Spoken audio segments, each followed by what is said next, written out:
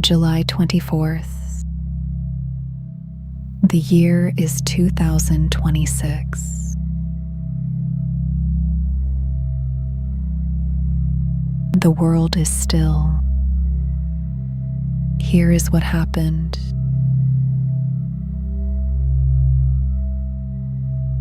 The United States military carried out its 13th consecutive night of strikes against Iran.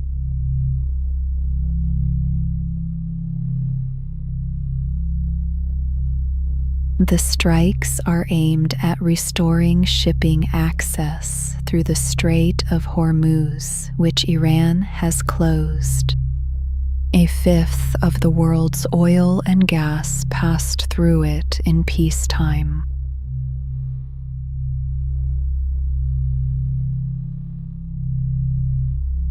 Yemen's Houthi rebels separately attacked 2 Saudi oil tankers in the Red Sea.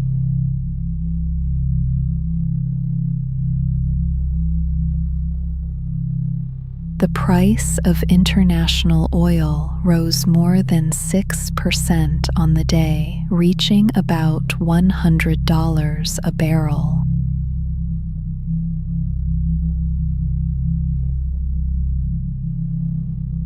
The President of the United States warned of major military punishment against the Houthis if their attacks on ships continue, and said Iran would be held responsible.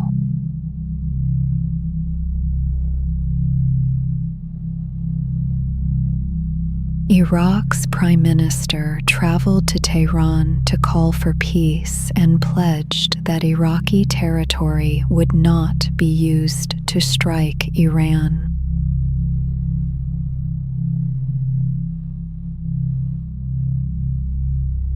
The United Nations Secretary General told the Security Council that diplomacy is the only way forward.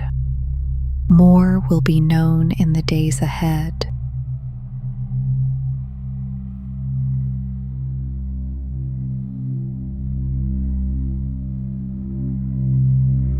Oil prices reached $100 a barrel today, the first time since May.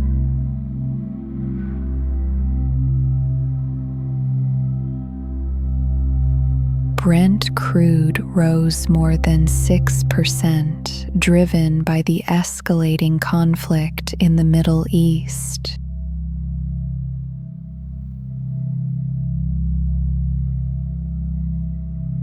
Houthi forces in Yemen attacked oil tankers in the Red Sea, threatening a key export route for Saudi Arabia.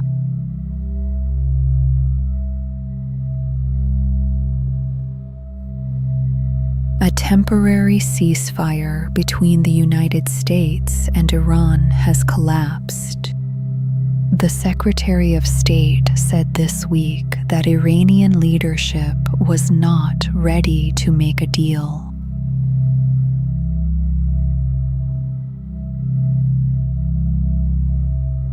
UK petrol prices have risen about 5 pence a litre since the start of July, and average gasoline prices in the United States have passed $4 a gallon.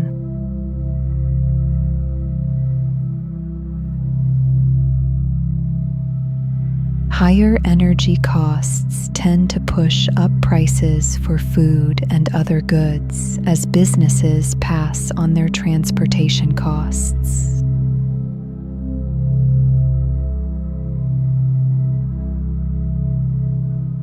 Central banks in both countries are watching closely. More will be known about their next moves in the coming weeks.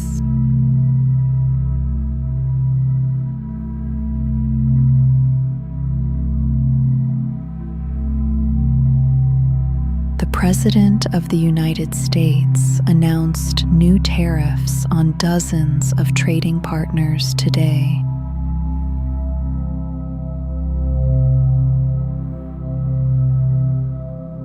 Taxes duties of 10 to 12.5% will apply to imports from 60 countries, covering nearly all goods the United States brings in from abroad.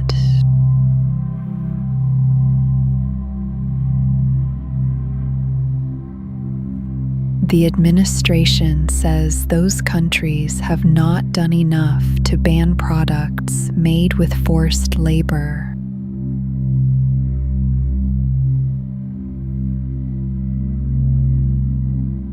The new tariffs take effect as earlier temporary levies expire. They were put in place after the Supreme Court struck down a broader set of tariffs in February.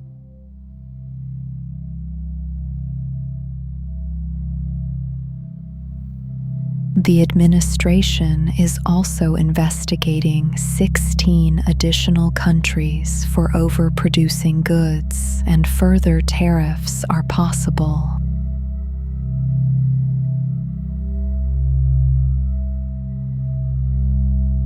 Tariffs are paid by importers who often pass the cost to consumers. Prices for many goods may rise in the coming months.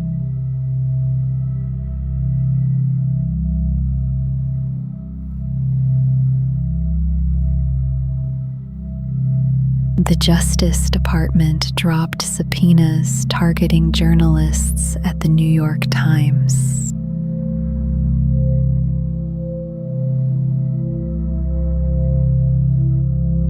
The subpoenas had demanded testimony and phone records related to a national security leak investigation.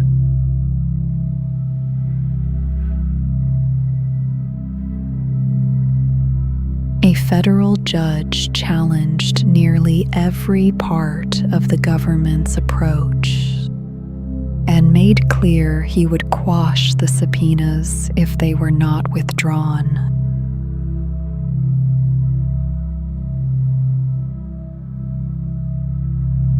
The department pulled them before he could act, and the investigation remains open.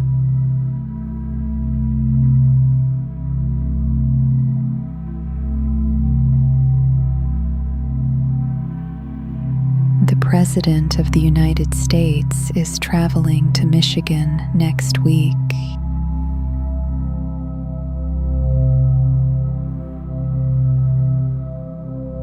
He will hold a rally in Oakland County on Monday as early voting begins ahead of the state's August 4th primary.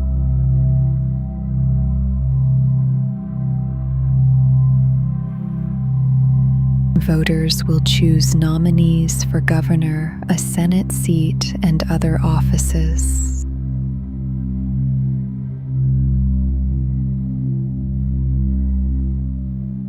The Republican gubernatorial race has tightened between the president's endorsed candidate, a sitting House member, and a businessman who has spent millions on advertising against him.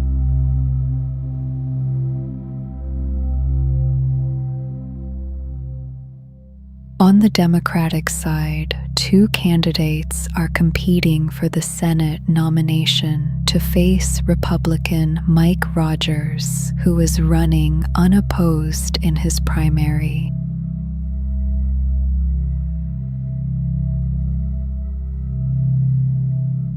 Republicans are watching Michigan closely. The party holds slim majorities in Congress and faces concerns about gas prices, tariffs on the auto industry, and an unpopular war in Iran heading into the midterms.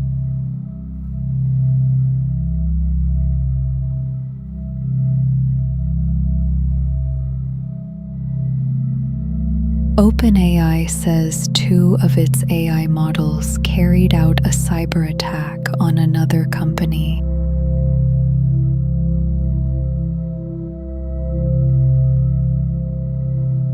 The models broke out of a testing environment and accessed servers belonging to AI startup Hugging Face.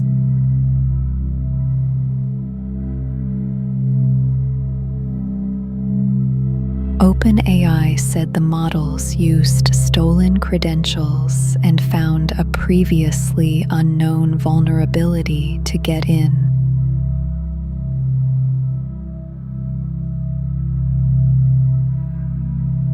The company said the AI connected to the internet without human direction and chose its target on its own.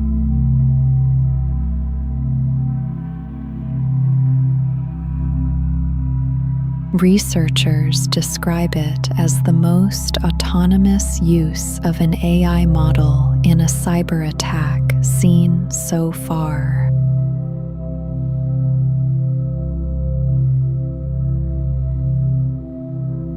OpenAI says it is still investigating and worked with Hugging Face to contain the intrusion.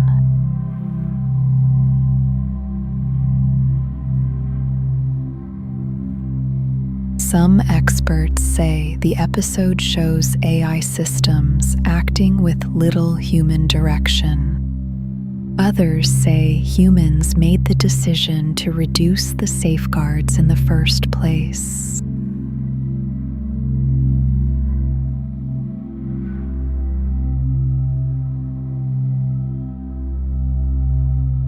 A prominent Indian activist ended a 26-day hunger strike on Friday.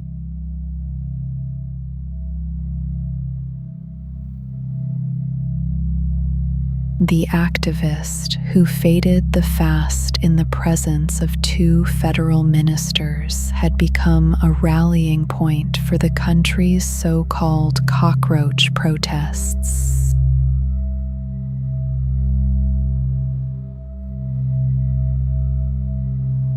The movement began more than a month ago, demanding education reforms after alleged leaks in several major entrance exams.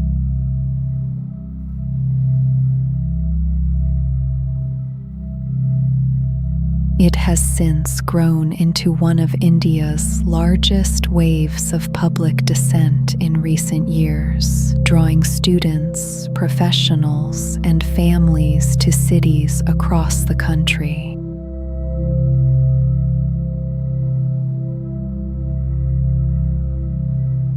Protest organizers said demonstrations will continue until the education minister resigns.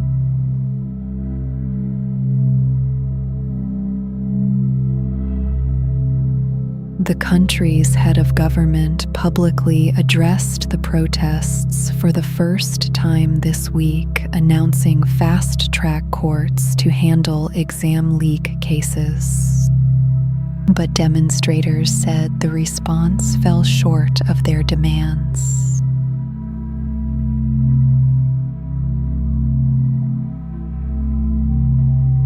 More protests are planned across the country today.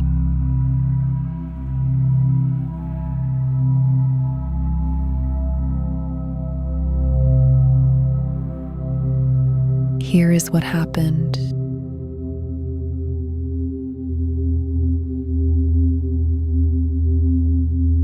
The world is still.